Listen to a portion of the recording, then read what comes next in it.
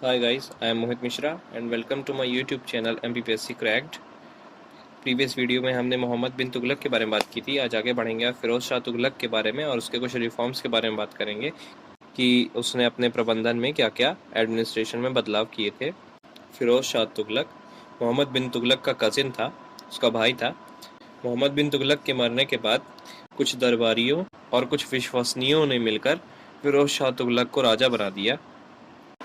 फ़िरोज़ शाह तुगलक जैसे ही राजा बना तो उसे बहुत सारे विरोध का सामना करना पड़ा, जिसके कारण वो सिर्फ उन राज्यों पर ध्यान दे पाया जो कि दिल्ली से आसानी से संभाले जा सकते थे।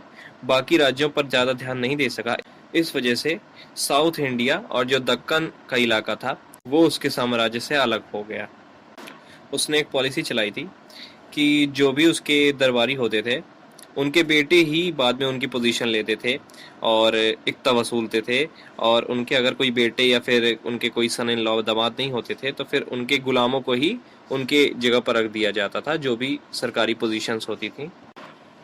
यही रूल आर्मी के साथ भी था। जो सोल्जर्स होते थे उनके बेटे को भी सोल्जर्स ही बनाया जाता था, और सोल्जर्स को पेमेंट पैसे में नहीं दी जाती थी, उनको असाइनमेंट में दी जाती थी पेमेंट। उसे वजेहा कहा जाता था। जैसे कि गांव में लैंड रेवेन्यू कलेक्ट किया जाता था, भू कर वसूला जाता था। जितना भी उपज, जितनी भी फसल होती थी उसको इकट्ठा जो किया जाता था वो सीधे सोल्जर्स को दिया जाता था पेमेंट के रूप में, जिसका सैनिकों ने बाद में विरोध भी किया। और फिरोज शाह बहुत ही फेमस राजा बनना चाहता था और खुद को बहुत सच्चा मुसलमान प्रूव करना चाहता था। इस वजह से उसने जितने भी विश्वसनीय थे, जितने भी लोग उसे जानते थे, उन्हें हाई पोस्ट में अपॉइंट किया, हाई ऑफिसर बना दिया। और उसने कुछ गैर मुस्लिम प्रथाओं को भी बंद कर दिया, और मुस्लिम वुमेन्स को, जो मुसलमान होती थी औरतें, उन्हें संतों की कब्र में जाने से रोक लगा दी। और फिरोज शाह तुगलक ने जिजिया नाम का एक टैक्स लगाया था, जो कि मुसलमान नहीं होते थे, जो कि हिंदू होते थे, उनको ये टैक्स देना पड़ता था कि जो भी उसके साम्राज्य में लोग रह रहे हैं उनमें से अगर कोई नॉन मुस्लिम है, मुस्लिम नहीं है, तो उसको उसका कर देना पड़ता था। उसे जिजिया कहा जाता था। पहले ब्राह्मणों को ये कर नहीं देना पड़ता था, बाद में ब्राह्मणों को भी इसमें इंक्लूड कर दिया गया। और मुस्लिम्स की कुरान के अनुसार 4 तरह के टैक्स लिए जाते थे: खराज, जाकत, जिजिया और खम्स।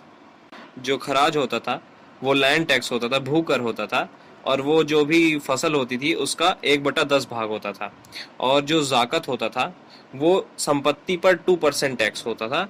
और जो जिजिया है वो नॉन मुस्लिम्स पर होता था, जो गैर मुस्लिम होते हैं, जैसे कि हिंदू, सिख, ईसाई, इन पर लगाया गया था।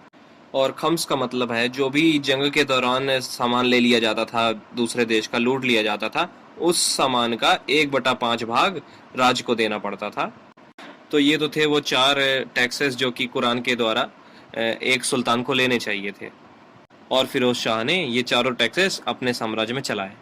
और फिरोज शाह तुगलक ने अच्छी खेती के लिए इरिगेशन फैसिलिटी, सिंचाई की व्यवस्था कराई और कई नहरें बनवाई, और इसके लिए भी वो टैक्स लेता था, वाटर टैक्स। और उस समय वाटर टैक्स को कहा जाता था हक़ शर्ब या हासिल शर्ब।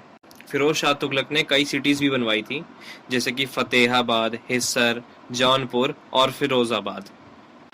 और उसने अशोका के 2 पिलर, पहला हरियाणा टोपरा से और दूसरा यूपी मेरठ से दिल्ली ले आया था।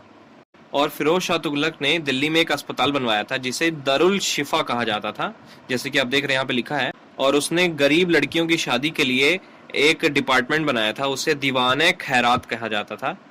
और एक सबसे इम्पोर्टेंट पॉइंट यहाँ पे लिखा हुआ है कि फिरोज शाह तुगलक ने ऐलान करवाया था कि जब भी दूसरे देश पर हमला होगा तो उसे हराने के बाद वहां से हैंडसम और अच्छे लड़के, जवान लड़कों को यहाँ पे ले आया जाएगा और उन्हें गुलाम बनाया जाएगा सुल्तान का।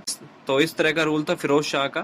फिरोज शाह ज्यादा फेमस रूलर तो नहीं हो पाया लोगों के बीच, लेकिन उसका एडमिनिस्ट्रेशन और उसका कार्यकाल काफी दिन तक चला, क्योंकि उसके पास एक प्राइम मिनिस्टर था, खाने जहां मकबूल, जिसने फिरोज शाह तुगलक की बहुत सहायता की उसका राज्य संभालने में। और 1388 में, 1388 में उसकी मौत हो जाती है।